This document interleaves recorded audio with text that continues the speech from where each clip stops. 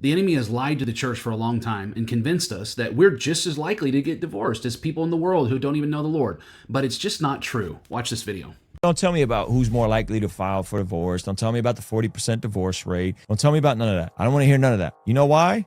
Because when you look at the data of what happens when practicing Christians get married, first of all, the divorce rate is 40%.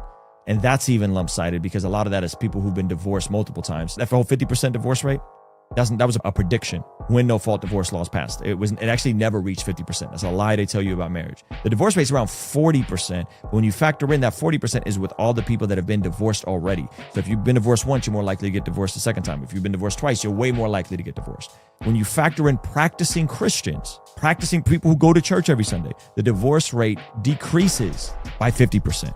When you factor in practicing Christians who go to church every week, read their Bible, and pray together, the divorce rate goes even lower. When you talk about practicing Christians who go to church every week, read their Bible, pray together, and make an above average income, it keeps plummeting and plummeting and plummeting. Yeah, we got to be really careful with this stuff. Jesus said in the Gospels, as you believe, so be it unto thee, unto you.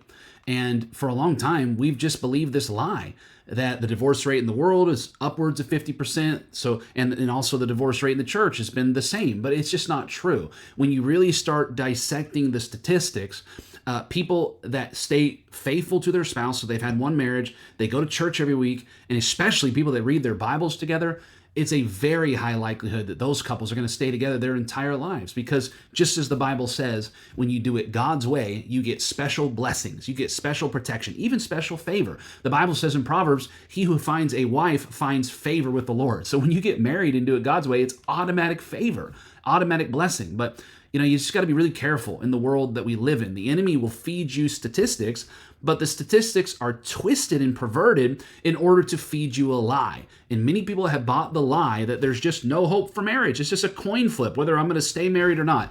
And that is a lie. That is not truth. When you do it God's way, when you walk with God, when you read the Bible, when you go to church, you're almost guaranteed to stay together. And that's the truth. For more content to help you with your Christian walk, be sure to follow, like, and subscribe.